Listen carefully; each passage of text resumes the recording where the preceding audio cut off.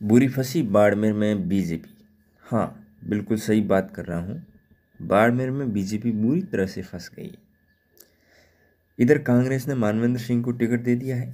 अब बीजेपी ये सोच रही है कि टिकट दे तो आखिर किसको दे।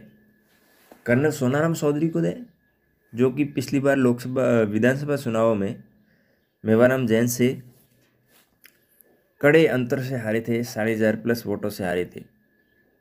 अब क्या कैलाश चौधरी को दें?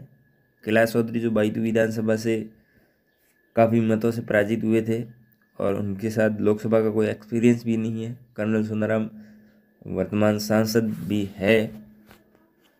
और तीसरा पेश फंसा हुआ है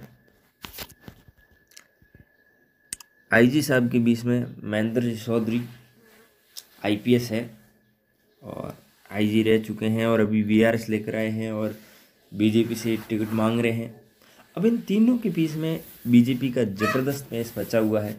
टिकट दें तो आखिर किसको दें? अब बीजेपी चाहती है कि जिताऊ उम्मीदवार को दे जो जीत सके। अब कर्नल सोनाराम चौधरी को तो पहले ही देख चुके हैं, क्योंकि विधानसभा चुनाव में उनको कड़ी हार मिली है। कैलाश चौधरी को भी कड़ी हार मिली हुई है। अब एक ऑडियो वायरल हो रहा था बीच में कर्नल सोनाराम चौधरी को लेकर, जिसमें कर्नल सोनाराम चौधरी बता रहे थे कि टिकट उनकी फाइनल है, लेकिन कैलाश जी अड़ंगा डाले हुए हैं। तो अड़ंगा किसका है ये तो पता नहीं, वायरल ऑडियो सच्चा है या झूठा है इसकी बात तो अब नहीं कर रहे हैं। लेकिन हाँ, बाड़मेर जश्न में लोकसभा सीट पर बीजेपी जबरदस्त फंसी हुई है कि किसको टिकट दे, ये बीजेपी की समझ में नहीं आ रहा है। महेंद्र जी चौधरी को टिकट दें आईजी साहब को, तो उनकी अभी वो वीआरएस लेकर आए हैं तो क्षेत्र में अच्छी पकड़ नहीं है। कर्नल सोनाराम चौधरी की अच्छी पकड़ है पूरे क्षेत्र में, लेकिन अभी विधानसभा चुनाव वो हारे हैं तो उनकी सभी को काफ़ी धक्का लगा हुआ है।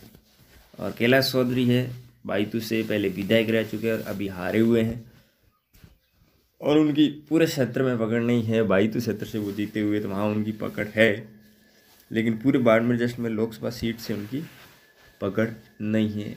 और इधर मानवेंद्र सिंह की दावेदारी, जीत की दावेदारी बड़ी ज़बरदस्त बन रही है, क्योंकि यहाँ की सभी सीटों, एक सीट को छोड़कर बाकी सभी सीट पर कांग्रेस काबिज है विधानसभा सीटों पर।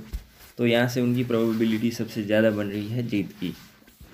अब देखते हैं बीजेपी किसको टिकट देती है और आगे क्या समीकरण बनते हैं, आगे की खबरों में देखेंगे।